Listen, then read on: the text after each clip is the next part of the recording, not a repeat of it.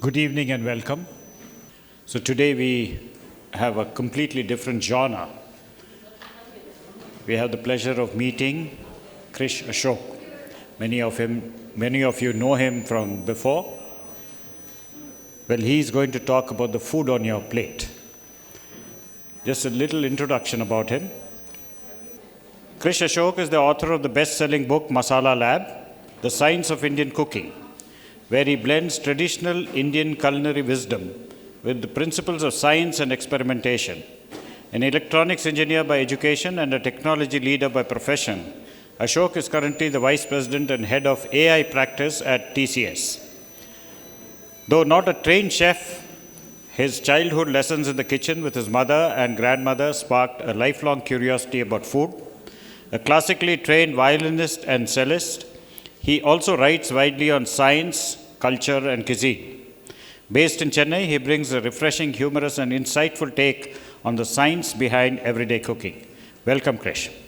Please join us on the stage. Joining him in conversation is Dr. Pradeep Chakravarthy, a good friend of CIC and my personal friend.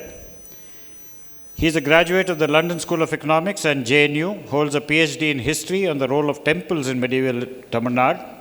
With over 2 decades of experience, including roles at TVS, Cognizant, Infosys, and McKinsey, he consults on behavioral change using historical insights. He has authored 11 books on Tamil Nadu's culture, written 200 plus articles, and appeared on Netflix, History, TV, Discovery, and TEDx. His mission is to understand present and future behavior through history. He recently opened Anantaya in the Village, a heritage hotel in Alvar Tirunagari, hosting heritage immersion tours for children. Welcome, Pradeep. Join us on the stage. Thank you for joining us, Kris, today. The excitement of having you here is well worth the effort of trying to reach you on the phone. But listen, I mean, one part head of AI on one side, Masala Lab on the other side. How did it all start? So the AI or the Masala Lab part? So the Both, Masala actually. Lab part, both, yeah. So the food part kind of goes back to, I was one of 3 sons, and essentially, so my mother had a working job, and at some point of time when I turned like 13, she was like, yeah, maybe now I can take a slightly more demanding job. And basically then ended up teaching the only son of hers who was least likely to burn the kitchen down, so that she could then, and so that is how I learnt to cook. And you just cook simple breakfast and simple sambar, rasam, and pressure cook, simple sort of cooking. And it also helps. How old were you at this time? 13. 30. Yeah, and then I think it was only when I went abroad for the first time, when you're working at TCS back in the day. I mean, you join TCS and the next day you apply for your US visa and you're like, so that's what happened back then. And I found myself in San Antonio, Texas for about 7 years. So before I went there, I did this very rigorous speaking to every grand aunt, grandmother, mothers, sisters, and everyone else, and recording all their recipes. And also kind of getting frustrated that none of them really thought in recipes, right? I mean, you're used to seeing recipes as 1/3 teaspoon of nutmeg powder. And my grandmother would say, just add it till it feels right, till it smells right, and till it sort of looks right. And it sort of felt that somehow recipes didn't capture the heuristics that people actually had. So that got As me... an engineer, there must have been like atom bombs bursting in your mind, no? So it's like, I have to maybe figure out a way to explain why we do things in a certain way, right? And that was the start of my interest in the science of food. But then I was just mostly going about my job and so on. And then I think I started writing about food on Twitter and so on, which became popular. And then the pandemic happened, and then I had enough free time in the morning to write about 3,000 words a day, and in like 8 weeks I had a book out. That's how it happened. So that's how the book happened. That's how the book happened. And how yes. did the whole Masala Lab concept on Instagram start? So I just got to say, for those of you, I'm sure all of us spend at least single digits, if not double digits, of scrolling on social media. If you're not doing that, then there's something seriously wrong with you or seriously enlightened actually, about you. yes, very enlightened. Very enlightened, right? But if you've done about 20 hours, if you've done about 20 hours of scrolling on social media and you haven't seen a reel of Masala Labs, there's something wrong with the algorithm in your phone. Right? It's not Masala Labs' fault. But with over 1 million followers, you are really a thought leader in this. We'd love to hear your journey of how Masala Lab started and what your vision for Masala Labs was when you started it. So it was entirely accidental. I was someone who famously deleted most of my social media pages in like 2016. I said, okay, enough. I think this is not good for humanity. I just kept Twitter because I'd spent time on it, and then mostly just deleted all the rest, Facebook and Instagram and everything else. And then my publisher was like, please just pick one. Just pick either YouTube or Instagram. I mean, it's very important. And they very famously said, nobody buys anything on Twitter. They only fight, right? So nobody clicks on a link, right? So, but Instagram, at least, if you say, hey, please buy my book, at least some people will buy. So please do this stuff on Instagram. So for the sake of the publisher, I created the Instagram handle in like 2021 and said, fine, let me. And then it was also back then, Instagram was not about videos at all. It was actually about like multi-carousel. I used to do infographics, and it was very time consuming. And then somebody said, why are you spending all this time on infographics? Just turn on the camera and speak. India's banned TikTok. So now short video is exploding on Instagram. It's less work. You just have to turn on the camera and, you have no problem speaking. So just turn on the camera, record 90 seconds and upload. And I started doing that, and surprisingly, people sort of took to that. And more importantly, I kind of also realized that when I was writing about the science of food, I would write this elaborate thing about the history of how the microwave was invented, that it actually came out of radar research. And then somebody found that chocolate bar had melted in that engineer's pocket, and then he realized, oh, maybe there's something, and he then filed a patent and invented the microwave. But immediately people would react, oh my God, microwave is cancer, it's radiation, it's nuclear radiation, and so on. I was like, okay, there seems to be a problem in India of people just being unscientific about food. So the funny thing is that Masala Lab, the book itself, does not deal with this kind of misinformation at all. It focuses purely on why your sort of grandmother and your mother cook a certain way, why do you have to cook dal in a certain way, or why do you have to cook egg in a certain way, and so on. Masala Lab on the internet ended up being debunking pseudoscientific myths about food, which tend to circulate widely because social media algorithms amplify fear and pseudoscience far more than they amplify. So I sort of realized that I had to kind of counter that using a very similar sort of a bit of humor, a bit of science, and a bit of more friendliness. And because again, actually my ex-boss is here. So thanks to him, I'd spent a fair amount of time researching social media back in the day. So kind of understand how these algorithms work. So that's how this entire thing kind of began. It took a life of its own. So now actually more people know me as the Instagram guy, and most people actually don't know that Masala Lab is the name of a book. That's simply because people don't read books anymore. Okay. So hopefully we'll hear you read a few pages from that today. Yes. So what you're saying is Instagram, the algorithm works in a way that if I do a little bit of fear mongering, it sells better. Yes. So what would be 2 or 3 really important myths that you have tried to bust hard by using that kind of language? See, I'll give you a very simple example, actually. So, to be fair, because, you got to play the game, right, if you're on social media. So, I made this one of my most watched videos on my YouTube channel, because Instagram is for short form. If I have to make longer videos, it's on YouTube, right? So, if we don't have Instagram, we can follow you on YouTube? Yes, all those videos are there on YouTube. And it's called Masala Lab on YouTube as well? My name, actually, Kris Ashok, because I have been using YouTube for a longer time, so just ended up doing all that. So, I don't have an agency that's sitting and managing all of this. So, one of the videos I sort of made is I'll tell you the classic way in which YouTube works and Instagram works. Is that I wanted to make a video explaining a slightly lesser known vitamin that incidentally 3/4 of Indians are deficient in. Right? It's vitamin B12. Okay. Now, vitamin B12 has no plant-based source. You can only get it from meat. Right? or you can get it from soil bacteria. So back in the day, you would typically, you would eat, people would harvest the vegetables. They wouldn't necessarily wash it like, well, there would still be a lot of that grit. And essentially, it's estimated that most people were simply getting their vitamin B12 from eating, well, muddy vegetables and fruits, right? If you had a vegetarian diet and so on. So I said, okay, this is quite interesting. And also what was fascinating to me is that it's one of the few rare, the vitamin B12, the central molecule is cobalt, which is an exceedingly rare metal, right, on the planet. So how is it that all life on Earth became dependent on this one thing that contains cobalt, right? Such a rare metal and so on. It was fascinating. So I said, let me make a video about vitamin B12 and how, hey, by the way, you don't need much. But obviously you either take supplements or you could sort of eat fermented food. It's also present in fermented foods and so on. So this was a nice, geeky, interesting video that I wanted to make. But I know that if I want people to click on it, that's not going to cut it. The science of vitamin B12 is going to excite absolutely nobody. So my title for that was, if you are vegetarian, please watch this.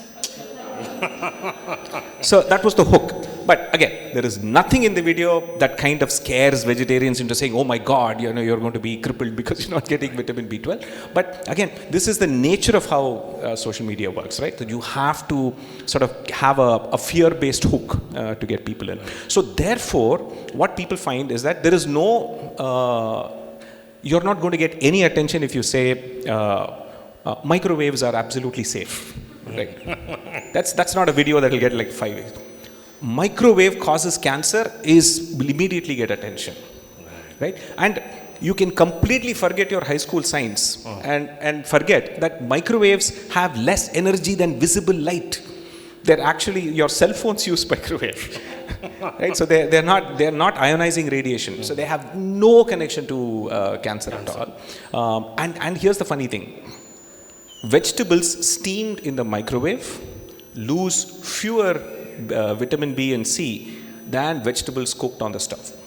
Wow. So you actually retain more because the cook time is shorter, and by the way, microwave only heats water inside the food. So the food cooks from the inside out, and it takes less time. The lesser time you cook, lesser micronutrients you destroy. Right? So this is completely forgotten. Right? So I sort of felt that maybe I could tell people, like for using this as a hook, because telling people microwave is safe is not going to work. I led with the fact that, hey, you know what? Microwaved food retains more nutrients than food cooked on the stove, and that gets people's attention. Fantastic. Okay. So it's sort of, you have to find the scientific hook that is surprising and counterintuitive, and gets people thinking and gets it. In a sense that I think there's something called Brandolini's law, okay, which essentially says that that it takes 100 times more effort to undo bullshit on the internet than it takes to make bullshit. So because I have to check citations, I have to do all of that. There's a lot of other work. And by the way, if I miss one caveat, some scientist in the comments will be there, you missed this caveat. But on the other hand, you could say microwave is cancer and nobody is fact checking you. Because it's targeting a different audience. So that's again the problem, right? Social media content is targeted at specific people, right? So there's a good chance that if you watch like one video about some conspiracy theory, you will be taken down a rabbit hole of every possible conspiracy. Aliens built this temple and so on, so that sort of thing, right? I'm sure you would have sort of seen that. Maybe started off those. But so this is good takeaways. So today I've learned that I do need to eat my cobalt, so maybe I don't need to wash my... Sorry, please do not eat cobalt. It's actually pretty toxic. Okay. But it is. But yes. in the vegetables, yes, microwaves aren't that bad at the end of the day. Yeah. What are 3-4 others like this that we need to remember? So the other one is my actually favorite one. In fact, there's an entire chapter. It was very gratuitous. There's one chapter dedicated to baking soda. Okay. Penguin was like, "Are you sure? I mean, soda has a bad name and you want an entire chapter on it?" I said, "Yes, I'm dead serious. It's the greatest ingredient in the kitchen, but people have the wrong idea about it." Okay. So most of you probably hear that restaurants, they use soda, and that is why I'm feeling bloated. It has nothing to do with that at all. Okay. So yes, restaurants do use soda, but it's for a very practical reason. So any plant foods we eat, dal, rice, anything like that. So plant cell walls have something called pectin. Okay. So the moment you kind of cook pectin, it hardens. And so what happens is that a little bit of soda creates alkaline conditions which allows pectin to become soft. So if you have like slightly old chana that you bought 1 year ago and it's just sitting in your fridge and no amount of cooking gets it to be soft, a little bit of pinch of soda while you cook it will completely make it soft. Right? It actually breaks down the pectin. It creates the conditions for pectin to be broken down. Right? So what therefore happens is that it is tremendously useful in saving gas. So in India, I mean, if you are a small-time restaurant, a snack vendor and so on, costs are everything. Right?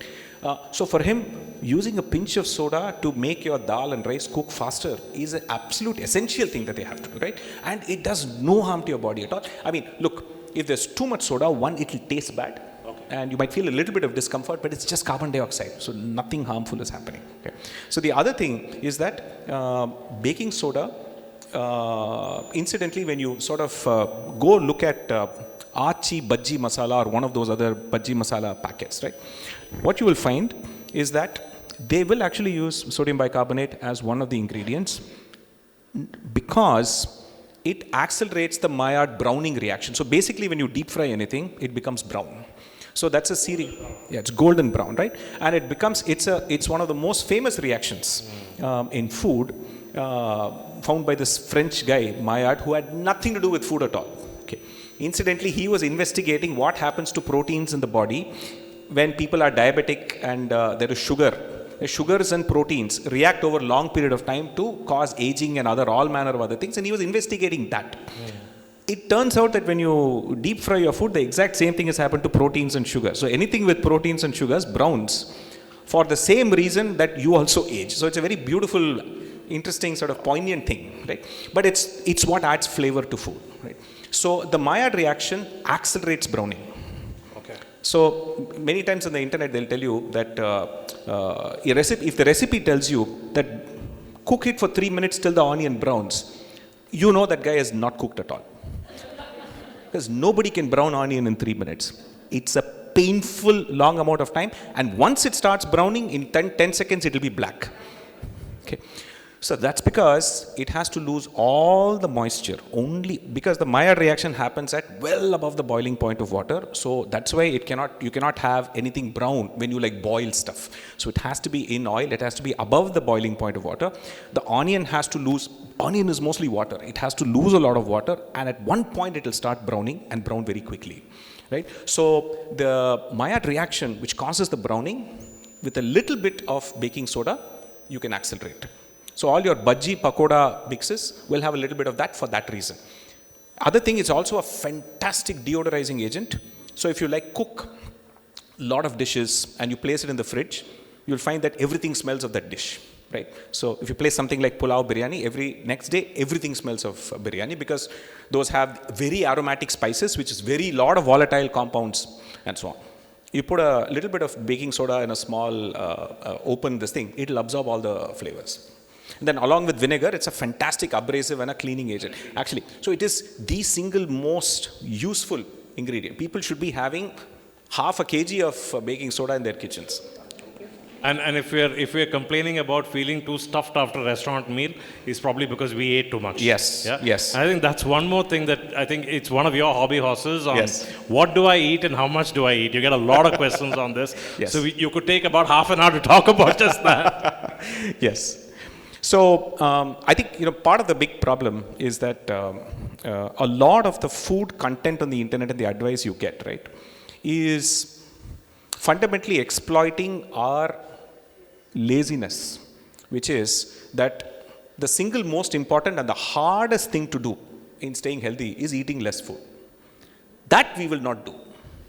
But I will avoid maida, I will avoid gluten, I will avoid inorganic food, I will avoid anything with coloring agents. Those are easy, right? You can posture. You can say, oh, I don't eat anything with this, coloring agent. I don't eat anything that's been cooked in palm oil. I mean, that's another favorite one of mine. Palm oil is widely used for two reasons. One, it's the cheapest cooking oil. And why is it cheap? Because the palm tree is ridiculously productive. Okay, for the same amount of land and input resources, if you want to replace palm oil with something else, 3 to 4 times more expense upfront, and land and water and everything else. That's groundnut, by the way, right? So it's ridiculously productive. So that's why it's cheap. Yes, of course, it grows in tropical places. It's replacing rainforests. There are other concerns. But again, to be fair, I don't think the rest of the world should be lecturing Malaysia and Indonesia about them keeping their forests. You keep your forests. So let them do what they want to lift people out of poverty, right? So so that is one. So the second thing is, palm oil is 50% saturated fat, much like coconut palm oil, right? So that entire family of trees, coconut palm, oil palm, they tend to produce oils that are more saturated. In fact, coconut oil is 85% saturated. Sorry, saturated is healthier, not healthier? Not healthier. Okay. But again, it's tricky. It's not that straightforward. Saturated, in general, unsaturated fats are associated with slightly lowered risk of cardiovascular things and all that. Saturated fats like ghee, coconut oil, etc. But the problem is, historically, we somehow felt they were villains. So when I grew up, ghee is like, oh my God, you'll eat 1 teaspoon of ghee, you'll get heart attacks, so let's go with sunflower oil. Yeah. But that thinking has now changed, because their belief is that there are a lot of useful things in ghee other than the saturated fat and so on, likewise in coconut oil and so on. Palm oil is very similar. But because it's saturated, it doesn't spoil fast. Unsaturated fats start smelling. They go bad sooner. They get oxidized sooner, right? Because of the carbon-carbon double bond. Saturated fats are very, very stable. Okay. So palm oil is very liked by the food industry because it's saturated, so the shelf life is very good. You add it to any product, it will absolutely not smell. Otherwise, your biscuits will smell of spoiled groundnut oil and cost much more. Right? So fundamentally, it's just that people have these weird ideas that anything that is cheap and not Indian must be bad. Anything that is cheap and not Indian comes from somewhere foreign must be bad. So again, people have a natural tendency. That's the thing. I think if palm oil was grown in India, people would have no problems with it. So what oil is our murukku and tatta and all that made of? The stuff that I buy in the shops? There's a good chance it depends. Sometimes it could be vegetable oils. It's typically whatever is the cheapest oil. And plus, you do not want it to smell of the oil that you cook it in. So sometimes it's unlikely it's palm oil, because there's a lot of tradition and these things associated with it. I'm pretty certain maybe some of the really higher end ones probably use ghee also. But again, health-wise, eating too much murukus is the problem. Not the palm oil versus coconut oil. So if you replace all the palm oil in your biscuits with groundnut oil, it is still a health problem if you eat too many biscuits. So if people watch the reel where you talk about how ultimately it's good exercise and eating in moderation that helps, most of your other reels will be quite redundant, I think. Absolutely. No, but there would be no content on the internet otherwise, right? So otherwise, it's just simple. Saying that, eat less food. So the general principle is that you have to consume fewer calories than your body uses in a day. Right. Okay. It's also pretty counterintuitive, because one, exercise at max addresses 10 to 15% of your calories. You can exercise like crazy and you're not going to burn more than 10 to 15% of what you eventually burn. Your body's general metabolic rate of keeping yourself alive, and your brain and your all your organs, just keeping them alive takes more energy. Right? And I suppose the older you get, the more you have to exercise to stay on that golden equation. It's not only that. I think there are other risks. Like as you grow older, you're also going to be at higher risk of damaging joints, because you're going to produce less lubricating fluid. So heavy exercise can also have those kind of risks as you get older. But the more important thing is, which is why they say that when you can, build as much muscle as you can. Because after a certain age, you will not add muscle, and muscle tissue is the most important tissue in your body, because it burns more energy, it keeps your sugar levels low, and therefore improves the quality of life in your 80s. So doing weight training in your 40s and 50s is the best investment you can actually make for your 70s and 80s and so on. But then in India, again, we have this weird thing that, that is for bodybuilders and not for, So two questions and two food classes that you talk about a lot. One is turmeric, Yes. and the other is rice in the pressure cooker. Yes. We'd love to hear your thoughts on both of these. Turmeric is going to be slightly controversial. Look, so there is a molecule in turmeric called curcumin, which clearly has been shown to have lots of like benefits and so on, right? But the fact of the matter is that you're using half a teaspoon of turmeric. Any more, your dish is not going to taste very good, right? So you're going to use this much. There's like literally 1% of that is curcumin. So people overhype. Even if I buy the posh organic stuff, It doesn't matter. There are some. So there is a variety of turmeric from Meghalaya that is higher in curcumin than others, and by extension also adds more bitterness. By the way, so yeah, if you're just generally daily cooking, you're adding this much. You're getting such a tiny amount, and people are overhyping all the benefits of that. Because it's one thing where the science has said that when I gave curcumin supplements directly, which means not turmeric, they extracted the curcumin, gave it to rats, and then found that, hey, it's improving a bunch of things. Again, one, we are not rats, and two, we're not eating curcumin, we're eating turmeric. Okay. So, which therefore means that you are hugely overhyping. See, people sometimes, I think the most food, people think food is medicine. No, medicine is medicine. Food, when rightly done as part of a lifestyle, will reduces your chances of needing medicine at some point of time. But medicine is medicine. You can't cure an actual acute problem with food, right? Absolutely. But you can improve your lifestyle. You can generally make sure that you're eating enough protein so you can build muscle. You get enough micronutrients, antioxidants. You reduce the risk of cancer, but you won't cure cancer. You won't cure heart disease with food and so on, right? Yes, with food alone you will not, right? So therefore, people overhype turmeric. It's a fascinating story that I heard from a surgeon during the COVID times. So when COVID happened, misinformation was in India obviously is like at an all-time high. And Indians also, because we generally tend to have weaker institutions, people trust their network more than they trust a doctor. We all trust WhatsApp University. Absolutely. WhatsApp University, right? Because why? Doctors are part of the healthcare industrial complex that is out to grab all the money. Everybody has a bad experience of a relative being fleeced by a hospital. And so everybody is like, no, all of healthcare is bad. I will not trust anything a doctor says. I will trust this guy who tells me, add turmeric to hot water and drink 3 times a day. This was apparently one of the cures for COVID, right? During COVID, except, so here's what it actually did. Curcumin benefits are overhyped. What turmeric does is that it's a blood thinner. So if you're like if you're eating it as part of food, it's so tiny, not a problem. Glugging industrial quantities of turmeric is going to thin your blood, will prevent clotting. And imagine what happens to people who go for surgeries. So surgeons were like, oh my God, now they had to add it to their, normally before a surgery, they'll have a set of questions. Are you on blood pressure medication? Are you on this? They have to check, right? Only then cleared for surgery and so on, right? Now they had to say, are you glugging 3 glasses of turmeric water because of WhatsApp University as a part of their protocol? Because people are doing ridiculous sort of things like this. So if we've talked on turmeric, then one more of our ancient foods that we've always stood firm on is ghee. Yes. What's your take on ghee now? Do I Ghee reduce ghee? Do I have more of it?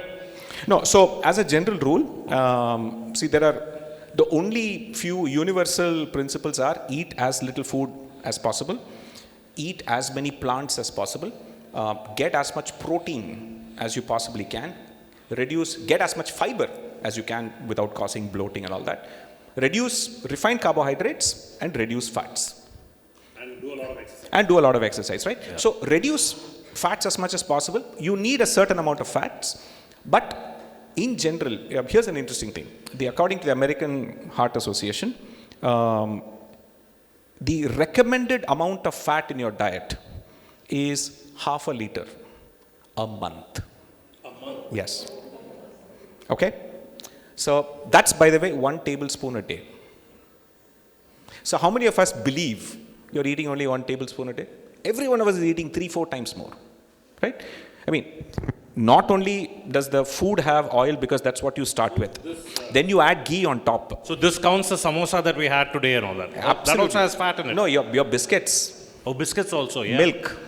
eggs, it's all fat. Nuts, badam, people like snack on badam, fat. Good fats, but fat nonetheless. So again, as I said, if your fat consumption is overall like under 15% of all your calories, then you're fine. Then you can pay attention to good fats, avocado, badam and all of that. But if the amount of fat in your diet is like 30-40%, then eating just badam will also give you a heart attack. So the point is that you have to worry about the total amount of fat. If you are keeping it under this thing, then the choice of fat doesn't matter. Then ghee is neither a superhero nor a supervillain. Right. Yeah. And if I'm having 1 tablespoon of fat every day and I'm doing no exercise, watching TV all the time, that's not going to help either, right? At the end Yeah. So again, as I said, say lifestyle, exercise is sort of like and particularly weight training is probably the single biggest, highest impact change you can make to your life. In that the moment you put on muscle, it just improves everything. It improves sleep, it improves your blood sugar, it reduces your cardiovascular risk, everything. There is just no downside to adding muscle. But to add muscle, you do have to increase the amount of protein in your diet, and the Indian diet is not very high protein. On protein, right? Yes. See, because one of the fun things, one of my colleagues from Latin America, right? He made a very interesting observation. He said that, see, in Colombia, where he is from, he said the concept of a sandwich or a burger, right? The template of a sandwich or a burger is carb, protein, carb. Okay. But in India, it's carb, deep fried carb, and then carb. Okay. So yeah, you have aloo tikki burger. Yeah. Okay. We put potato. Yeah. Mumbai sandwich is bread, potato, bread. But to serve our conscience, little bit of lettuce. Lettuce. Cucumber will be there. Yes. Yes. But this point that you made on the American study, can I take American statistics and extrapolate it to India? It's a good point. In general, there are it's safe to say that there are a lot of biases in a lot of the studies that may not include enough people of non-Western origin. Right? This is a general. By the way, it's not just people of non-Western origin. Women also. In many cases, a lot of studies, clinical studies, etc., have historically not included women. And it turns out that their bodies work very differently. And actually, by the way, a lot of medication that we know apparently that's prescribed for both men and women don't work for women. And so they're only realizing in the last 20 years with more women researchers and more women being included in clinical studies that, oh my God, okay, this is a different species of human, so that we have to pay attention to and so on. So the same thing, those risks are there. But again, to be fair, I think statistically, if you sort of see, if you have multiple studies and you're averaging all of them out, it is still, it would be safe to say that I'm going to trust that over what one of your NRI uncles forwards on WhatsApp, right? Because there is no, so in a sense that I think, yes, there are some blind spots and so on. And for example, South Asians are at higher risk of diabetes than most other people, right? And apparently it has to do with the fact that our bodies are wired for famine and starvation and not for abundance. And we now suddenly live in insane abundance that you get so many calories so easily that our bodies are wired for, I don't know when you're going to get food. So whenever you're getting food, I'm going to make it fat. So the Indian potbelly syndrome, we have a tendency where people even who look slim have diabetes. There will be Americans who are so huge, but they won't be diabetic, right? So there are those known genetic risks. And there is another problem that a doctor spoke to you about, saying that because in India, we tend to marry within our caste, and that's been happening for the last 2000 years, that has created another problem. We're actually not one intermixed population. We are millions of small, tiny, effectively inbred populations, which again have, so there are unique genetic quirks that happen only within one subcaste. Yes, and I remember this. I think for the Chettiar community, for example. Yes, exactly. Yeah, one specific issue. Anesthesia, something they've got to be very careful. Yes, exactly. So India, so these are all things that only now with more and more research, with a lot of the data coming from India, it is starting to sort of improve and so on. Yeah. So what's your point on the pressure cookers and the rice that we can do? Sort of, it takes me back to my, my grandmother used to sort of narrate the story, and she said that, that her grandfather, my grandmother's grandfather, his rule was very simple. you must not use, you must only use wood fire stuff, because that food is tastier. Okay, you must not use any modern stove, LPG and all. Okay, that was his. We still say that in temple prasadam is tastier because it's wood fire. Yeah. Yeah, no, so there are good reasons for that. I mean, wood when lignin burns, right? So there's a funny, interesting sort of fact that lignin's building block is sort of vanillin, which is the molecule that gives vanilla its flavor. So when you actually break down wood, etc., it lends those smoky flavors, which give you a slight vanilla flavor in the food, which makes the food tastier. Okay. Right? So, in fact, by the way, lesser known fact is that you can make synthetic vanilla from burning wood and also cow dung, by the way. So, so if you thought it all synthetic vanilla comes from the vanilla plant, no, think again. Actually, so you don't want to know how it's actually made. But yeah, vanillin is vanillin. But my point is that I think. Oh, by the way, where were we? I sort of where I. No, we were talking about pressure cooker. Yeah. So he used to say that no, only wood-fired stove, right? And she said, but by your grandfather's time, that is her husband, he was completely sold on the gas stove because one, it was more efficient, it wasn't too expensive, and he was living in the city, so collecting firewood was not practical also. So he was like, yeah, he had no problem. In 2 generations, the idea that summer food had to be cooked on a wood fire stove completely went away, and people just were practical about it.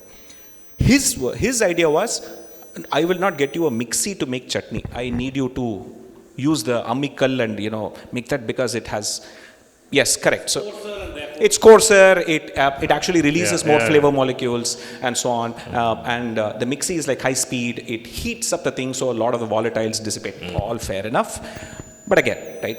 So as always, men will always prefer any kind of manual labor if they don't have to do it. Yeah. So it is basically that. But that was his quirk. He had no problem with gas stove. The funny thing is that in my mother's generation, my father had no problems with mixie or any of those things at all. So it's always interesting to see that when it comes to the pressure cooker, is a very similar example. But my grandfather's time, pressure cooker was seen as a time saver and a money saver, because it cooked food in a much quicker time, utilized less fuel, utilized less gas. So that just became the de facto more important consideration for most people in India, right? And we are sort of seeing this only in 2 generations from now. People will laugh at why people were against the microwave and air fryer and all these things now, because it's a new device. So the pressure cooker, again, it's almost a 500-year-old device. One, all of us learned in school that if you increase the pressure, air pressure, the boiling point of water increases, right? In cooking, you have to do all your cooking under 100 degrees, because water boils at 100. If it turns into steam, what will you cook, right? So it has to remain water. But under high pressure, the water will remain water till 120 Celsius. So you cook faster, and you cook in a shorter amount of time. You lose fewer nutrients, because time is what destroys nutrients, right? And then you essentially, and other things like dals and all become far more digestible when you use a pressure cooker than when you cook on an open pot. So you're saying whatever I was saying about taste is just the mind playing tricks? Flavor is entirely an illusion of the mind. I'll give you a very fascinating experiment that you can actually do. Okay, you know those small candies, right? Those hard candies, right? That you just sort of chew on, right? If they are yellow in color, your brain immediately expects them to be lemon or pineapple flavored or mango flavored. Okay, if it's red, you expect them to be strawberry flavored. Yeah. Okay? It is just our brains are wired. Red fruit, yellow fruit, and we have this sort of mapping. Okay, the weird thing is that those are all artificial colors. The color didn't come from the pineapple or this thing. They're actually artificial colors. So you could make a lemon flavored candy that's red in color. Okay, you'd be blown away. Your brain can't tell. If you look at a red candy that's lemon flavored and you eat it, your brain will force you to prioritize the color and say, no, this is not lemon flavor. So we are completely fooled by a lot of kind of things, and color is an important part of that. Like, for example, if you drink tea, in a red mug, it will taste sweeter. So those of you who are like want to reduce your sugar consumption, get a red mug of tea because your brain will fool you into thinking that red is sweet because evolutionary red is fruits and fruits are sweet, and so a bluer cup you will add more sugar versus a red cup and so on. They say that sometimes darker colored plates make us eat less. Darker colored Okay, table so settings larger make us- plates, like for example, right?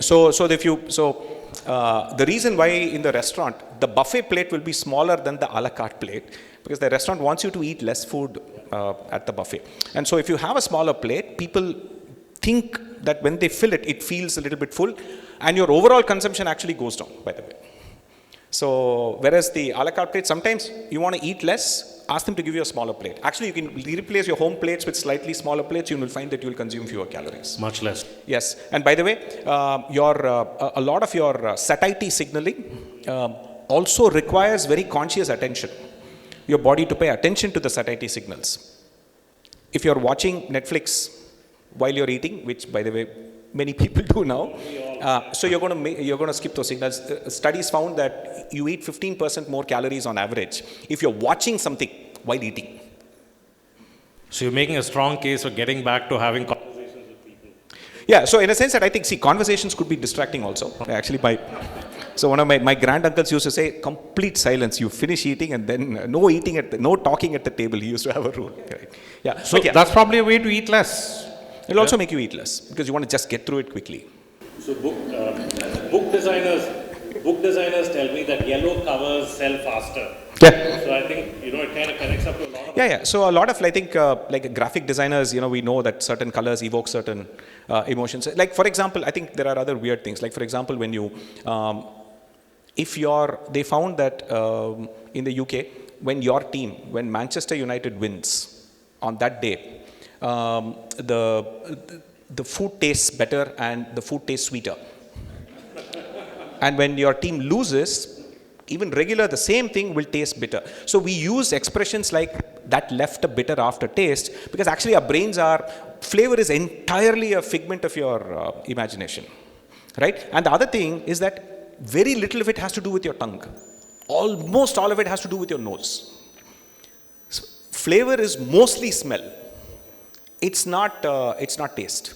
Taste buds are only 5 tastes, but your nose can detect like 10,000 different molecules. So hand grounded masalas don't taste differently.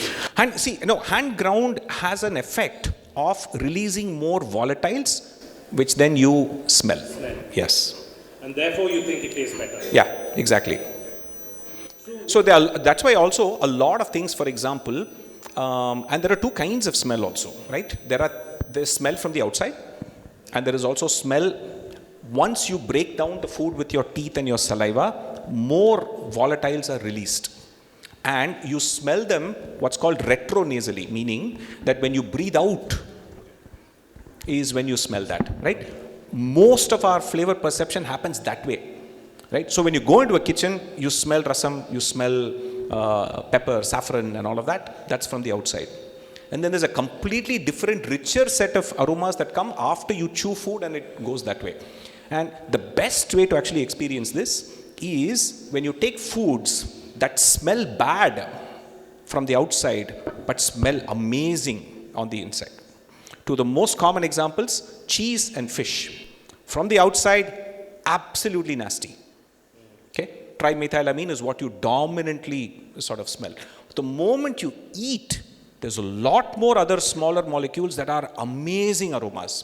That therefore only, they will say that you have to eat it to appreciate it and so on. So cheese, to many people, cheese smells weird and funky on the outside. But it's amazing after you kind of chew on it and then you retronasally smell it. So this is a very Tambram thing. I can hear my mom somewhere in the heavens saying, I told you so. Mahali is a pickle. Oh yes. Right? I hate the smell, so maybe I should have. It smells like paint thinner, actually. Yes, yeah. It smells very industrial. Yes. But it has an amazing flavor once you actually chew on it. Yeah. Okay. Lovely. So we've got about another 10-15 minutes for conversation, and I'll throw it open to the floor. Yes. Having done so much of work, actually, 2 questions. One is, when you put the content together, you Also got to be careful about the science behind it. Yeah. So there's a whole text that you read, PDFs and articles. So clearly, I think part of the reason why I only do like one video a week is because, I mean, of the amount of effort that it takes to sort of research every single thing, right? Although, to be honest, as someone who's works in IT and kind of knows how to automate things, in the last year or so, I use about 3 different AI agents to do a fair amount of the hard work.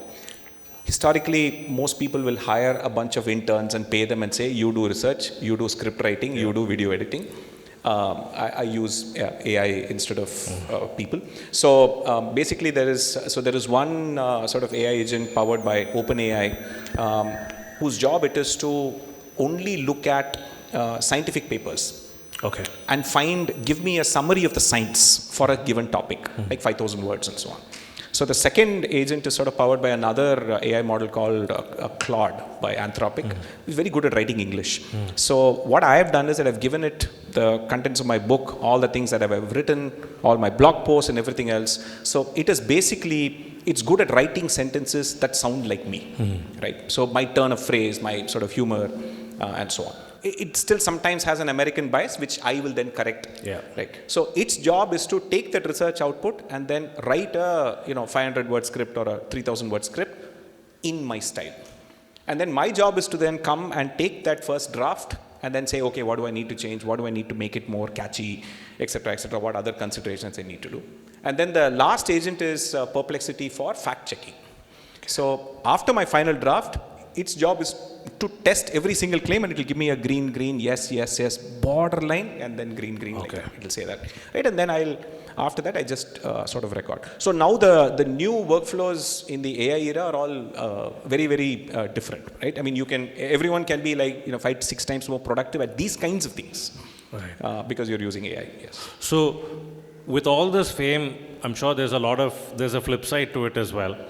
And give us a peek into some of the more bizarre messages you get on your Instagram private messenger channel. Yes, if I sort of use a bit of AI to summarize all the angry comments I get, right?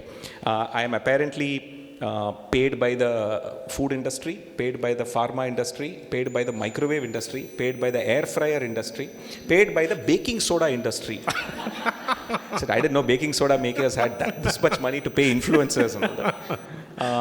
But yeah, so that's again a very common thread is often that when there is no argument, you'll argue that, hey, you're being paid to say this and so on. But to be honest, right, I think a big part of keeping your mental health on social media is actively not paying attention to those and figure out a way. So for example, I learned a habit a long time back that the moment any of my tweets got more than 10 retweets, I mute the notifications. Okay. Because what will actually happen is that first the algorithm will send it to people who agree with you. After a few hours, they'll be like, this is not enough. Now let's send it to people who hate you, right? Because then you'll get more engagement, right?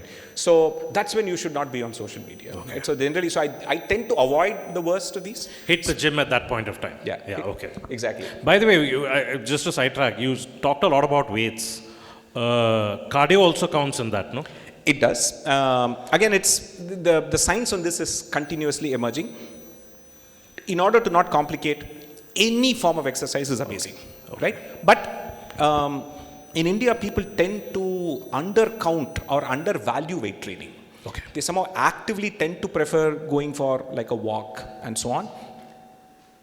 10 minutes of lifting weights will give you more benefits than, like hours of walking. Okay. Right? So balance both. I mean, it may not be for everyone. You may have injuries, you may have joint problems, all other things, and you need training, you need the right technique, because any accident while weightlifting has much longer term consequences. But the benefits are huge compared to the amount of effort. It's very time efficient. Right. You can completely exhaust yourself in like half an hour. Absolutely. Yeah. But tying this point into what we were discussing earlier, you're not a doctor at the end of the day. Yes. Right? So how do you deal with people who say, like, these are my reports, do you think I should be taking Oh my this? God, yes. So one of my interesting uses of AI was to, here's the problem. People email me their medical reports. And so I have an automated response to say that I'm not a doctor.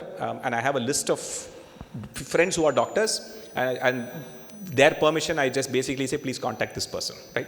So I'm sure some of them probably get spammed a lot, but that's okay. So, but generally, I'm very strict on basically saying that, look, I'm trying to communicate the published science, right? What I say is broadly applicable to what is considered average good knowledge for mostly healthy people, right? The moment you have diabetes, the moment you have kidney problem, none of this applies. I can glorify egg.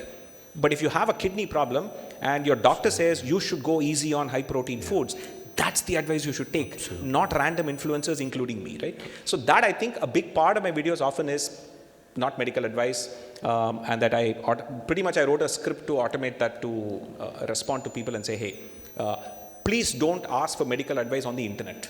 Absolutely. Medical advice should only be administered one-on-one personally. Because the hard thing for doctors, right?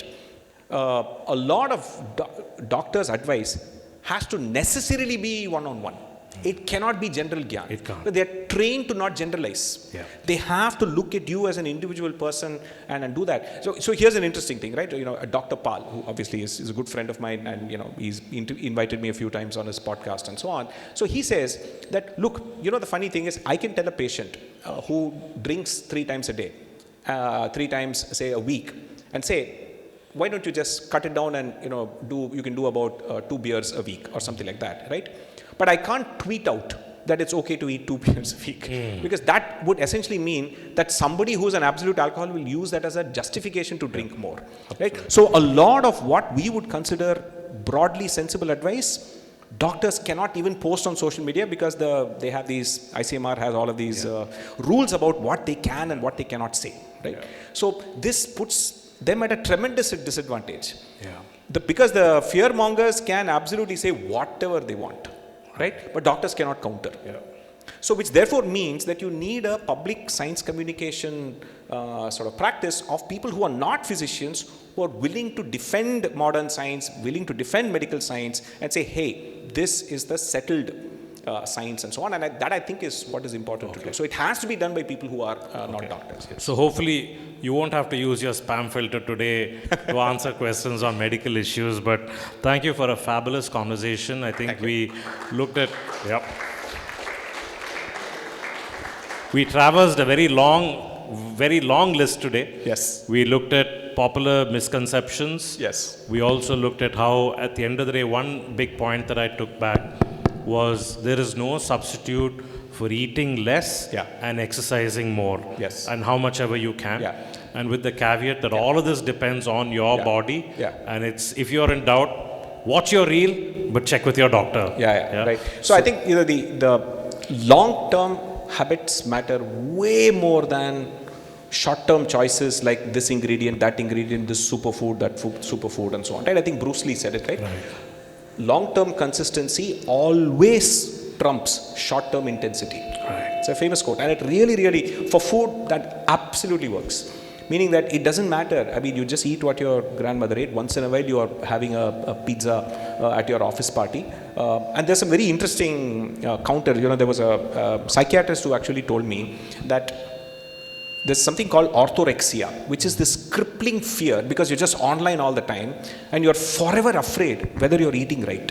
Oh my God, this has palm oil. Oh my God, this is not organic. Oh my God, this is not gluten-free, and so on. And he actually argued that the amount of stress and cortisol is probably doing more damage than if you just eat one goddamn samosa and don't break your head. So in many get cases, it out of the system, right? no, So they say that the same thing, right? So if you're the kind who says, I will absolutely not drink, I won't eat pizza, this cheese has to be vegan, that has to be that.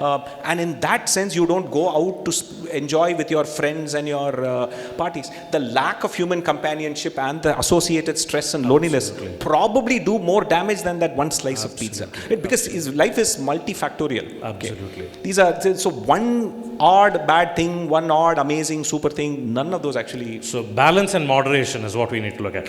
We'd love to hear maybe a passage from your book and then we'll open it out for questions if that's okay with you. Oh, sure. Go ahead. It's been a while. I'm not sure which one I should. So maybe I'll read the onion one, I think. Sure. Orthorexia. This crippling fear that you're not eating right.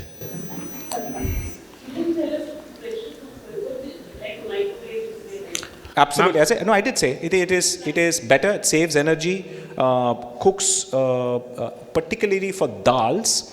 For people who particularly find it hard to digest at least whole dals, pressure cooked dal is easier on your gut than like some of this stuff. Yeah. Rice makes no difference. Rice is anyway easy to cook. So there's very little difference whether you cook pressure cooker or open cooker. But if you ask a chef or somebody who makes biryani and pulao, they will tell you that you have to cook it without a pressure cooker. Because you get the fluffiness and that separation much better when you cook it. So there are many choices you will make for culinary reasons. Health-wise, it makes no difference. You should be eating less I just want to be rice. mindful of time, so you want to... Okay. All right. That's fine. So anyone who likes eating, and I'm quite confident that this constitutes a fair chunk of the world's population, knows that the magic color range for cooked food is the spectrum from golden to brown. From coffee to chocolate to freshly baked bread to fried chicken, the chemical process that imparts this color to food is also the one that transports ingredients to a plane of deliciousness, something their unbrowned versions can only dream about. French physician and chemist Louis-Camille Maillard was the first to describe what exactly was happening to the proteins and starches in the cooking vessel. It's been about 100 years and we're still in the process of describing what happens when you cook food at those temperatures. It's precisely this spectacular diversity of chemical reactions that lend the seemingly infinite range of flavors to food all around the world. So it's just about the Maillard reaction. Yes. So we can throw the floor open for questions. I have a couple of requests.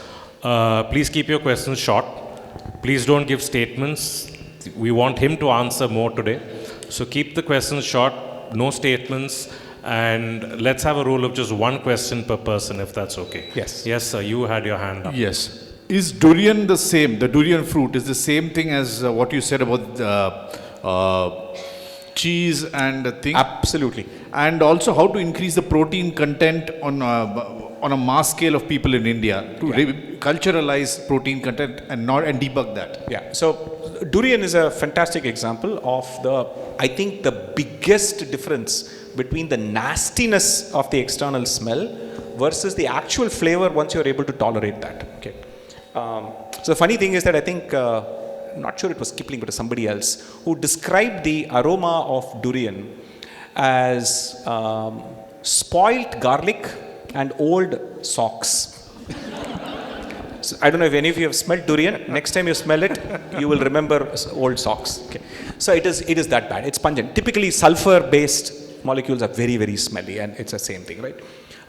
So in fact, in Malaysia, in Kuala Lumpur, there is a durian experience center where to get past this problem, they have about 7 varieties of durian. Okay.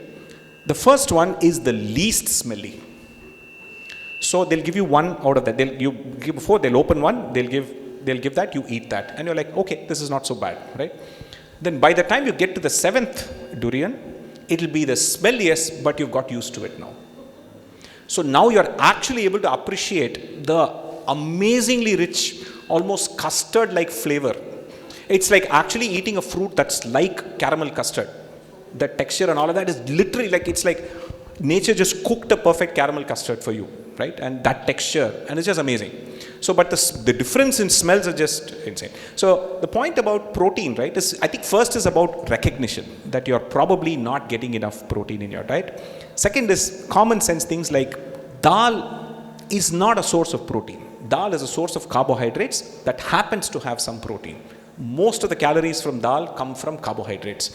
So again, for most people, if you combine rice and dal, it's complete protein. And if you're not doing heavy duty exercise, weightlifting and all that, you don't need other, like typically complete sources of protein. If you're a vegetarian, dairy is a complete source of protein. But again, milk will come with a lot of calories. Paneer, 70% of calories in paneer come from fat, not from protein. So people have to get used to saying, hey, it should be okay for me to eat soya chunks. It should be okay for me to try a various range of things like tofu, which are a lot more protein and a lot less other things. right? And then obviously I think we normalize whey protein. It is just dehydrated milk powder without the sugar, without the other things. It's just whey, right? In India, it's funny. If you take milk, remove the water, remove the carbs, remove the protein, and only keep the fat, you get butter, and you cook the butter, you get ghee. And ghee is considered superfood. Okay. If you take the same milk, remove the fat, remove the carbohydrates, and only keep the protein, you get whey protein. But whey protein, oh my God, it's like steroids. It will, cause all manner of problems and so on. It's the same source. So I think people have to normalize taking supplements like whey protein and so on. Yes. Yes. I think there was a question in the back. Yes. I referred to the title in your book, Masala Lab. Yes. So, are you saying Indian food is masala-centric more than health-centric? So, okay. So, there was one debate that we sort of had was to, one of the things I would tell my foreign colleagues regularly is, one of our European colleagues was like, I really love Indian food. And I responded with, I really love European food. And he's like, what do you mean European food? I mean, is it Italian or British food? Which, British food is not even food, right? And so I was like, yeah, but saying Indian food is like saying European food. The difference between Andhra food and Tamil Nadu food is huge, right? So this is a continent with multiple kind of cuisines. So I was always thinking about what is the one thing that potentially even ties all of this together. It turns out it's the concept of tadka, that talipu, the heating oil, adding spices at the start is what uniquely distinguishes the food of India, Pakistan, the subcontinent. Right? That is a very uniquely Indian thing. So most of the flavor of your dish comes from the choice of oil and spices. You can take the same dish, same ingredients. Okay, let's take avial, right? Coconut oil and some spices from chilies and Kerala, etc., cumin, it will taste of Kerala. Just change that oil to mustard oil and add panchforan. It will become a Bengali dish. That's why I'm saying, so if you just change the choice of oil and the choice of initial spices, that defines every regional cuisine. So that's why I sort of said, okay, if there's one thing that kind of distinguishes that initial choice of masalas, which is just spices, mix of spices, right? Whole spices in this case, not powdered spices. So if it is like saunf, that is, if it's fennel, chilies, garlic, curry leaves, chettinad, and along with sesame oil, no matter what you do, it's chettinad. Coconut oil and a few other cumin things, Malabar. Right? Groundnut oil, a couple of other things, it will taste like Andhra. Mustard oil and panchforan, the 5 spices, fenugreek and all of that, it's Bengali, right? Ghee and jeera and all of that, Punjabi, right? So that's how it is. Interesting to note that all people from CTO go into this cooking book. Somebody from Microsoft, Nathan Mirvold, you might have heard, he's also written a book. Yes. Okay, so my question is like, I follow this Dr. Eric Berg from YouTube. He's got a famous nutrition channel, and he says the number one reason for cardiovascular problems in the US, the endemic diabetic conditions there, is because of switch from butter to butter substituents like margarine and vegetable oils. Yeah. So what are your opinions on that?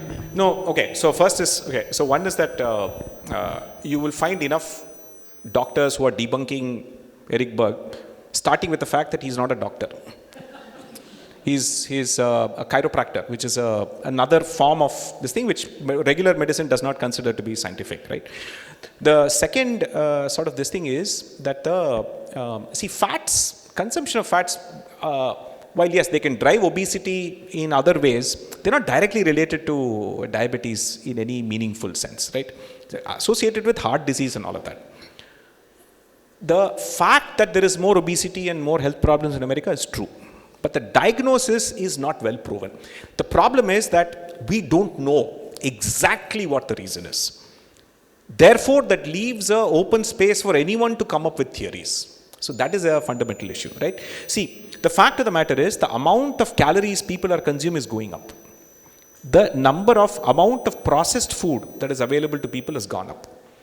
And there is also correlation between the more poor you are in the US, the more likely you're eating processed food. Because actually it takes, time is the most expensive thing and poor people don't have time, so they can't cook from fresh vegetables Both members of the family have to work 2 jobs, so they end up eating burgers and chips and so it's a multifactorial thing that has sort of resulted in the obesity epidemic, and not something as simple as the switch from. So because it's like simple correlation. I'll give you an example, right? Apparently, if you eat ice creams, you're more likely to drown, right? It's a very classic, interesting sort of this thing. Because it turns out that people tend to eat ice creams in the US in summer, and people tend to swim more in summer. So they got correlated, and then you can abuse. So this is sort of like, you see increase in consumption of seed oils and switch away from butter. You also see obesity epidemic, because you're like, this is because of that. So it's not easy to prove those kinds of things. Yes. The latest villain, I think, is seed oil. Seed oil, yes. Yeah. We've been eating seed oils for like Harappa, since Harappan times. Yeah. You know, funny thing, the Harappan, so since we haven't deciphered like the Harappan language, he's probably the expert there, right? The Sumerian word for till is ellu. Is one of the things cited for the fact that it's possible that the Indus may have spoken a Dravidian family language and all that, but leave that aside. But the point is that we've been eating seed oils for millennia. Mustard oil in this part of the world, sesame oil in that part of the world. So this is completely silly. Again, it's a classic thing where, see, seed oils and vegetable oils are cheaper, and so they go into more snacks. And we are consuming more snacks and then causing problems. And then we are diagnosing it not to us overeating snacks, but seed oil. As if you replace the seed oil with butter, whether somehow if we believe that the health problems will go away, we're just fooling ourselves. So it's just a pure, and again, if you actually trace it, there's a very specific recent sort of research paper on where the seed oil scare came from. Apparently, it came from a small bunch of, there's this particular internet-only movement, one of the most ridiculous food movements called the carnivore movement, which is basically people who will not eat any plants, okay, only animals. Okay. And that group of people have been saying bad things about seed oils, and some of them are very influential. The problem is people now think truth is whatever viral social media people are saying, and not what is actually published. Published data actually says seed oils are generally better for you than saturated fat. So if I get the same message from 3 WhatsApp groups, is probably not necessarily true. Yeah, actually, my mother keeps sending me things. She's very susceptible to misinformation. So I tell her, before you believe anything, send it to me. And then I got tired because she would send me a lot of things. So I said, I'll give you a simple heuristic. I'll ask you, where did you see it? She'll say WhatsApp. You got the answer. It must be false. So I told her, if it's on WhatsApp, assume it is fake till proven otherwise. Rather than assume it's true till proven otherwise. I think and it actually works better. And by the way, the trick that I now tell her, swipe down, the search bar on WhatsApp has now become Meta AI.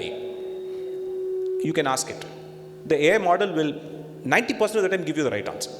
You can ask it to see whether this thing is true, and it will tell you, no, this is not true. It's a good, I'm not asking you to trust it blindly, but it's better than trusting your family WhatsApp group. What about cold pressed oils? Are they very better? See, we kind of discussed, right? Total amount of fat matters. If you are eating an unhealthy amount of fat, whether it is cold pressed, extra virgin, artisanal, hand grown, personally, yoga, massage and all of that, none of that actually matters, right? It's a total amount of oil. But if you are then generally being moderate about it, cold press oils, yes, have more antioxidants, they have more, but again, you get very, very little. So the amount of, by the way, what do you think? By the way, in the US, where people don't eat much vegetables, you know what is the largest source of antioxidants in the American diet? Take a guess. Coffee. They drink a lot of coffee. And coffee is one of the richest sources of antioxidants, right? So you're going to get much, much more antioxidants from your coffee, tea, fruits and vegetables than the tiny amount. See, remember, the reason, why those cold press oils have those antioxidants? Because you're crushing the same fruit and the seed to get it. And so some of those things sneak into the oil. In a refined oil, you remove all of those things. You only keep the fat because things that are not fat spoil.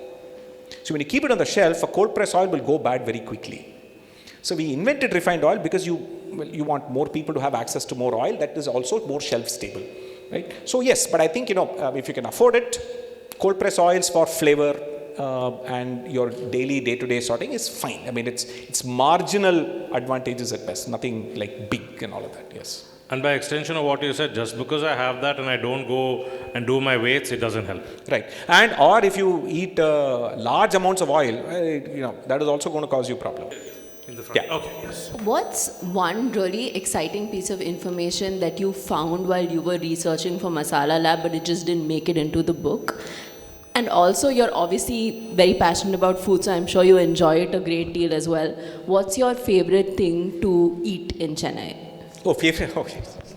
Yeah. So the first thing is, oh man, I have to look back. I actually ended up writing almost 3 times the number of words as what eventually sort of went in. So I think what ended up getting removed was an entire kind of chapter, which again, to be honest, Penguin also felt it might be a little bit controversial, so let's just leave it out, is basically sort of going into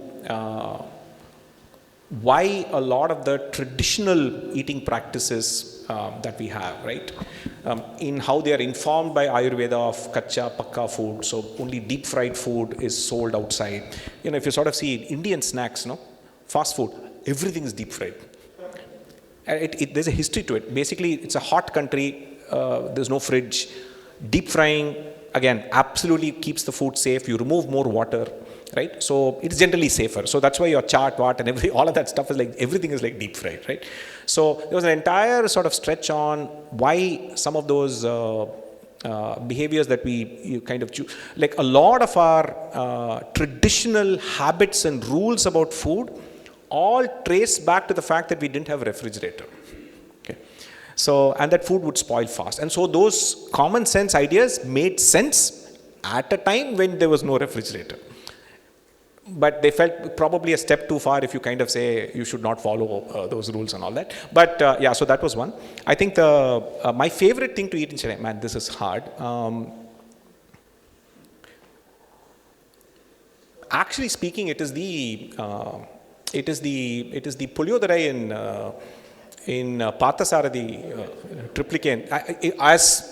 As a connoisseur of Pulyodarais around South India, I think that is particularly good. Although my personal bias, I know people may not like it here, I think people in Andhra make a better Pulyodarai. Hey, we have to edit this out, yeah.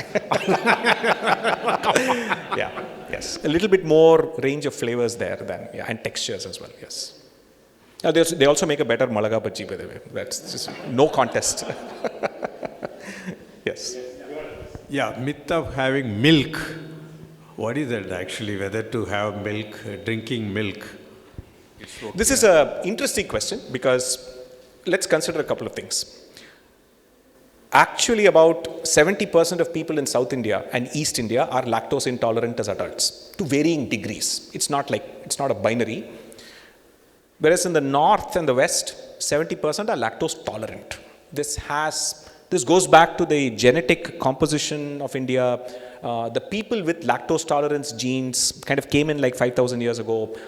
And then you find that the north has a strong dairy culture, paneer and ghee and butter. Because again, for geographic reasons, they have fertile river plains, large number of pastures. And so again, if you could use the milk from the cow to satisfy all your protein needs, then that's what people would do because it's a more efficient way to kind of do it. The south and the east historically have never had a dairy culture because we don't have the Deccan Plateau and this part of not have enough large flat land for large pastures. So cow has never been you can see that in the religious ideas around cow protection and all that also kind of come from there and so on.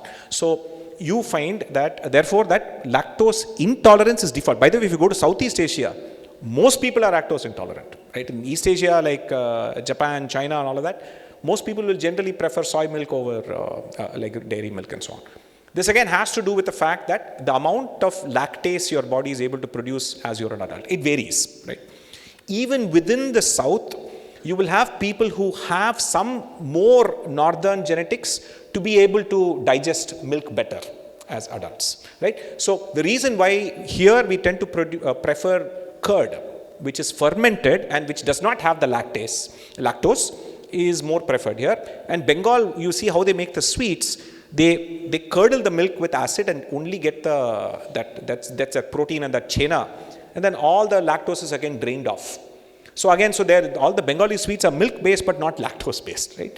So one consideration is that in general, most people are not aware of how lactose intolerant they are, right? If you drink a little bit too much milk, you'll probably feel a little bit of discomfort, and people will blame, oh my God, Arvind is injecting some hormones into the milk and all of that, instead of considering that you're probably lactose intolerant, which is probably the more likely truth, right? So that is number one. Once you kind of understand how lactose intolerant you are or are not, then essentially, honestly, it doesn't matter. None of you can, so it's a question of whether high fat, low fat, skim milk, depending on what your caloric needs are. People forget that a cup of cappuccino can be like 300 calories, right? In a daily, this thing of 2000 calories, one cup of coffee, filter coffee and all, can hit anywhere like 200 calories, right? So if you want to get the benefits of coffee, skip the milk. So, but again, as I said, so milk, but again, at the same time, milk is a source of complete protein. So therefore, for children and all of that, I think it's absolutely fine.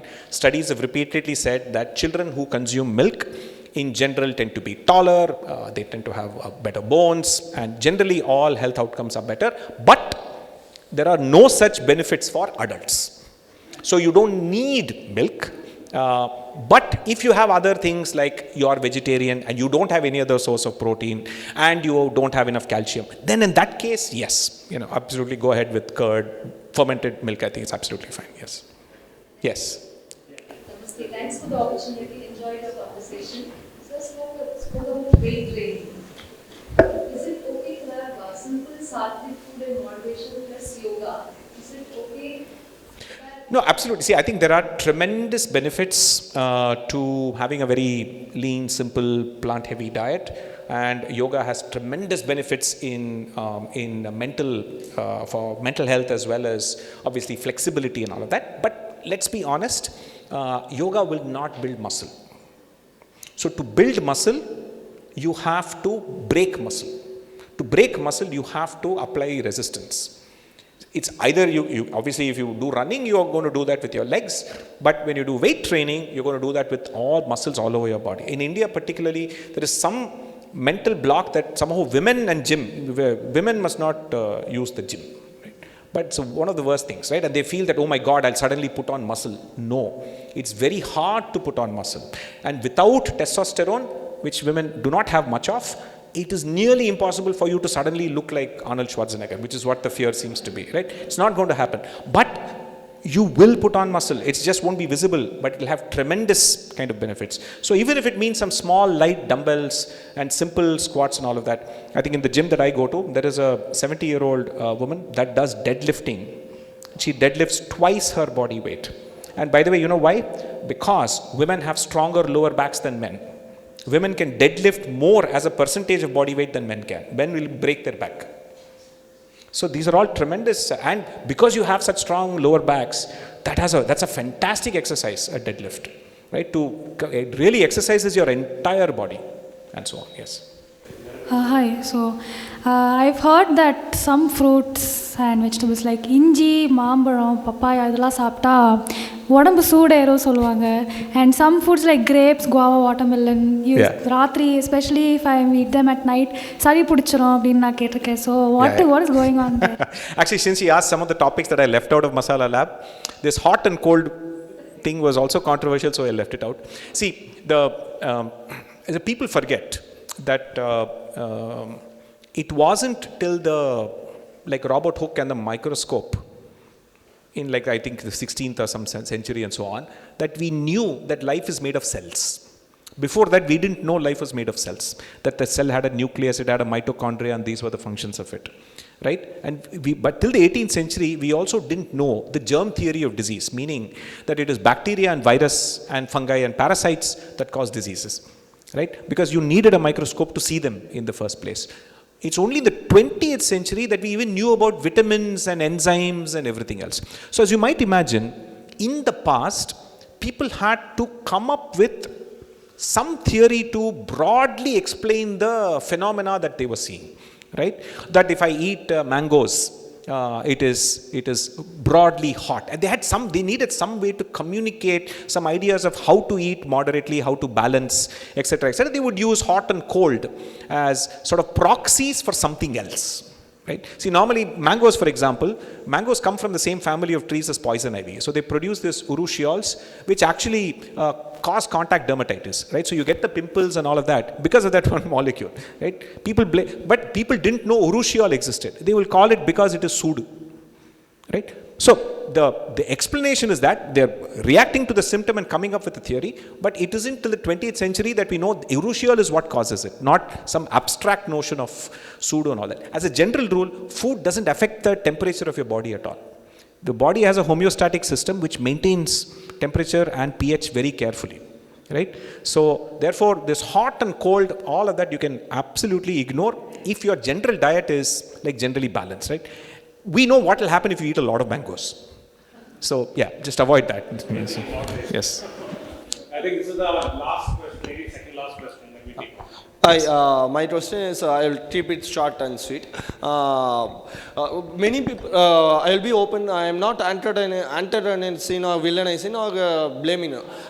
Many people are saying many things. Okay? Yeah. My dietitian says one thing. Yes. Another dietitian says another Yes. thing. My gym trainer says another thing. Yes. One actor says something. Correct. One cricketer says something. Correct. My food bloggers in YouTube So what is the question, sir? eat everything. Yeah. So How do you? some people say avoid white. Yeah, Some correct. people say avoid rice. Yeah.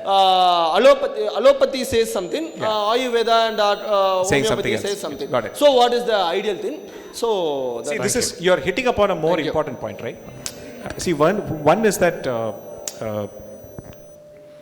one of the biggest illusions of the modern world, right, is that people now have access to way more information, but actually no knowledge. Right? So, because this is coming from the illusion that you're watching a 30-second reel, it could be my reel, it could be a nutritionist reel, it could be Dr. Paul's, it could be anyone's, right? And they are saying something and you are thinking that's knowledge. It's not. We are making content. Content is not knowledge. Knowledge is average of 200 studies where people spend 10 years doing clinical research and averaging all of that and being brutally peer reviewed by others and being published in a prestigious journal. Real science and real knowledge is dreadfully boring and not viral. If it is viral, it's probably not knowledge. So I think all I'm saying is that you should not take content very seriously. Right? Go back to basic principles. If you're eating what your grandmother ate, and if you're eating it in moderation, and if you're experimenting with new things and you're doing it in moderation, and for the slightly more harder things, like for example, if you want to build a body and you need to build on muscle, right? And you'll find a lot of contradicting information and so on. If you just look at the science, it just says you have to increase protein intake and you have to exercise till failure. These are the only two things. So the problem sometimes is in this world, nowhere on social media will people tell you only those two things. Because that guy has to make content, no. So he has to fill 90 seconds to 20-minute YouTube videos, promote his whey protein powder. He has to do all that. So therefore, the first and foremost thing is don't assume what you see on the internet is knowledge. Sir, can we take this offline? We'll just take the other question. We'll chat offline. Yes. The last question. My mother often cooks spinach, kirai. But I have no idea how to make it tasty. And the next point is ice cream. When we heat ice cream, it becomes a milkshake. Yes. So won't it be a better idea? Because even if we drink cold drinks, it is said that it will affect the liver and intestine and all that. Yeah. Even cold water does that. Third is in couple of supermarkets I saw wine without alcohol. I have been discussing with a couple of friends whether that would be a healthier option. So what is the question? Can you just... these three questions I want an answer. Yeah. So one is that there is no such thing as a tasty spinach. There are some things that you have to eat. In general, taste is almost always inversely correlated with health. Okay. So what we are evolutionarily wired to find amazingly tasty will all be the most unhealthy things. Because ultimately what we are evolutionarily wired is very high calorie, large amounts of fat, very crisp, high calorie is what we want.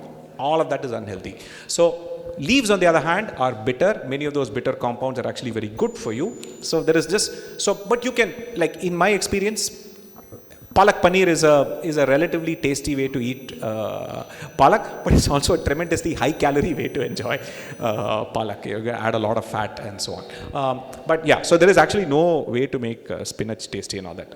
The second thing is, your second question was around? Ice cream. Okay, so first and foremost, ice cream, right, is the temperature of the ice cream, incidentally, by the way, your taste buds work best at a certain temperature range. So once the ice cream melts, it is at a higher temperature and your taste buds work better. So that's why melted ice cream tastes so sweet, whereas cold ice cream doesn't taste as sweet. So first is you're being, there's a lot of illusion there. The second thing is, first thing, most important thing on the social media, this any time somebody uses the word liver, kidney, detox, you can immediately ignore them. Because there is no such thing as a detox food. You know the funny thing? Your liver and kidney are doing the detox. Nothing else is doing the detox. Nothing you eat. Actually, what you're eating is stressing your liver, actually.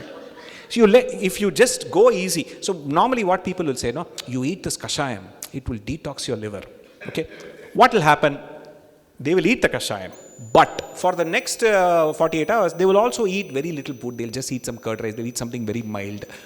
All the less eating allowed their liver and kidney to do the detoxing. But who do they give credit for? To that one kashayam. You give your credit to the liver and kidney first. They're the most important things in your body. Yes. Yeah. Wine without alcohol. Sorry, wine without alcohol. I don't see, wine without alcohol kind of sounds like grape juice, right? And to that degree, I think, beer without alcohol sort of also just sounds like some starch, basically, right? For the most part. See, again, all of this at the end of the day is calories. Okay, so you have to remember that, by the way, alcohol has 7 calories per gram, which is higher than sugars and all of that, right? So if you're drinking alcohol, that's also getting turned into sugar in your body while also damaging your liver. Okay, so it's a double whammy. So as I said, if it helps you consume less alcohol, then it's good. Okay. But don't think it's some health food and all of it. Yes. Thank you, Chandra. Yes. Thank you so much. I think we can go on. And from the sheepish looks and nervous laughter which was from the crowd, you know that you hit a raw nerve every time you said something. Palm oil and Pakshanams. So I think we have a lot of food for thought now on food. So just keep it food for thought and not for stomach. I think you'll be fine. I think. So thank you very much, and we really enjoyed that, and we hope to have you back with us whenever you are free and whenever you come out with your next book. Please think of us. Absolutely. And we are here to host you on that. Yeah. Actually, the problem is that while I'm working on the second book, I've sort of made up my mind that I must not use AI to finish it. So that's why it's taking time. If I wanted to use AI, I could have finished the book anytime. Yes. So Masala Lab was about what happens once the ingredients come to the kitchen and you cook the food. That's the journey. Okay. It ends with you making one amazing biryani. Right? The next book is about what happens after you eat. So digestion, what happens, and then kind of really trace the food all the way from this and there, all the liver, kidney, all that. For sure, there will be a chapter only on liver and kidney, arguing that they are people need to give them more credit. Yes. I think Sorry? Since I travel a lot, sometimes it's a mix. So, I've simplified my life by building a house where my mother stays in the ground floor house, my in-law stays in the first floor, and so I've set it up in such a way that I have free access to daycare for my son and free food, Kerala food from one and Tamil food from the other. So it's a mix. So whoever is, feeling like cooking that day will end up cooking for everyone and so on. But yeah, so I will, when I, on weekends that I might, on special occasions when guests come, I might, do some experiments and so on. And my wife will safely have some few other things cooked in case any of my experiments are a disaster, yes. We have to thank Pradeep. You would notice that we started exactly at 6 and ended at 7:30. It wouldn't have happened if Pradeep was not there. And he warned me in advance that I won't be as liberal as you in allowing questions. So he said your statements are okay. So thank you, Pradeep. And Pradeep is a good friend of CIC. He has been here on several programs, helps us with our annual Lit Fest too. So thank you. And Pradeep, incidentally, is also a prolific writer. His latest book is now being released in Hyderabad, not here. Why? Okay, eventually we'll have him on his book in CIC. Yeah, on 5th of July, we have Delimitation and State Reorganization, Gautam Desiraju. On 11th of July, we have the rebirth of Leadership Revolution. Mr. Murthy will be with us. 19th of July, we have Demystifying the AI Revolution. Sriram Raghavan will be speaking to us on this. And on the 26th of July, we have a book a book discussion on Money Doesn't Grow on Trees. This is Lavanya. So we have a full program ahead, and I hope you'll continue to patronize the CIC as we try to bring you different genres of speakers and scholars on the stage of CIC for your benefit. Thank you very much, and thank you, both of you, for a wonderful, engaging session.